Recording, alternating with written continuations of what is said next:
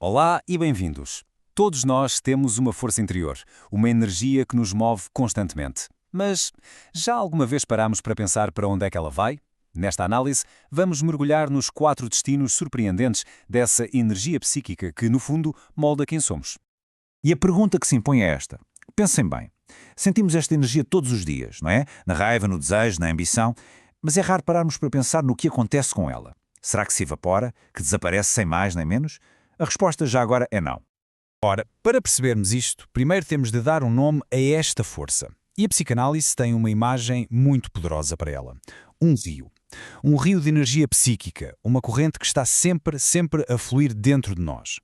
E o nome técnico para isto é pulsão psíquica. É importante percebermos que isto não é uma emoção que vem e vai. Não. Pensem nisto mais como uma pressão constante que nasce bem lá no fundo e que precisa que exige uma saída. Não dá para simplesmente ignorá-la e esperar que passe. Aliás, a melhor forma de imaginar isto é mesmo esta: um rio de fogo. É uma energia incrivelmente poderosa, quente, que simplesmente não consegue ficar parada. Tem de ser descarregada, tem de encontrar um caminho. E a grande questão, claro, é para onde? Pois bem, para onde é que este rio pode ir? Acontece que o nosso sistema psíquico desenvolveu 4 caminhos principais para lidar com esta energia toda, e é cada um desses destinos que vamos explorar agora. E cá estão eles: o recalque, o retorno contra o próprio eu, a sublimação e a conversão num sintoma. Basicamente, podemos empurrar essa energia para o fundo, virá-la contra nós, transformá-la em algo útil ou deixá-la manifestar-se no nosso corpo. Vamos ver cada um com mais calma.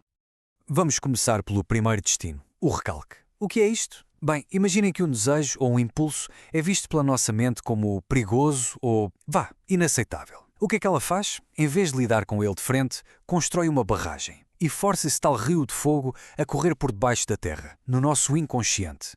Mas atenção, e isto é crucial, a energia não desapareceu, nem pensar. Está só escondida da nossa consciência a borbulhar debaixo da superfície à espera de uma oportunidade, de uma rachadela na barragem para voltar.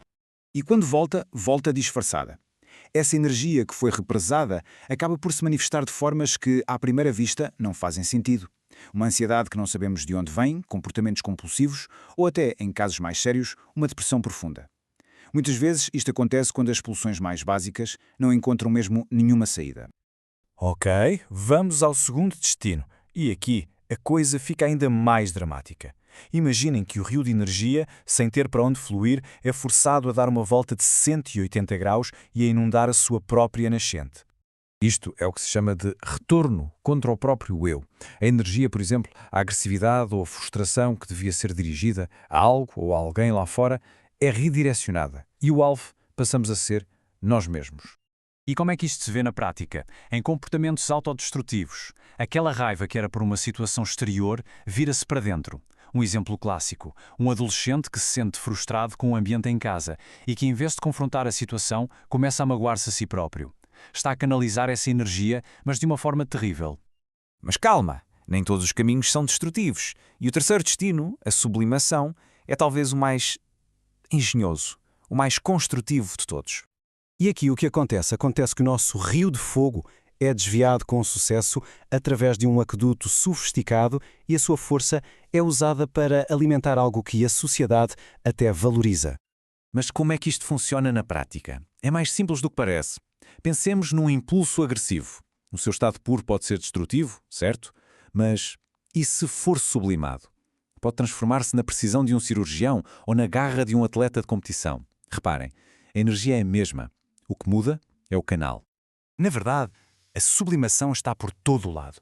Vemo-la na arte, quando um músico canaliza a sua raiva por uma canção de heavy metal, por exemplo. Vemo-la na espiritualidade ou no trabalho. São, no fundo, as vias que a nossa civilização encontrou para pegar nas nossas pulsões mais básicas e transformá-las em algo maior. E chegamos ao quarto e último destino, a conversão. E este é um caminho que, pelos vistos, está a tornar-se cada vez mais comum na nossa sociedade. É quando a energia psíquica decide manifestar-se diretamente no corpo. É isso mesmo. Aqui o nosso rio de fogo, ao ser represado, transborda. Mas em vez de inundar a paisagem da mente, causa danos na paisagem do corpo físico. E o resultado disto são sintomas físicos bem reais, mas que os médicos olham para os exames e não encontram explicação. São as famosas doenças psicossomáticas. E o nome diz tudo, não é? Psico, da alma, do psíquico, e soma, do corpo. É literalmente o sofrimento da mente a gritar através do corpo. A fibromialgia é o exemplo perfeito disto. Causador por todo o corpo, mas não se encontra uma origem física clara. E o mais interessante, ou revelador, é que muitas vezes o tratamento passa por antidepressivos, ou seja, trata-se a alma para que o corpo melhore. Ok, já vimos os caminhos. Mas fica uma pergunta no ar. Quem é que constrói estas barragens e estes canais para o nosso rio interior? A resposta, em grande parte, está na cultura e na sociedade que nos rodeia. Elas agem como os engenheiros desta paisagem interior. São elas que impõem os limites, que constroem as barragens e que ao mesmo tempo nos dão os canais aceitáveis, como a arte, o trabalho ou a religião, para as nossas pulsões fluírem. E perceber tudo isto é muito mais do que um mero exercício académico. É absolutamente crucial para o nosso bem-estar. Porque, no final de contas, o recalque excessivo, o fechar a torneira a esta energia, leva ao sofrimento. A chave está em encontrar um canal saudável para ela. Este rio de fogo flui dentro de todos nós, sem exceção. E a questão que fica, para cada um refletir, é esta: que caminho é que o seu está a seguir?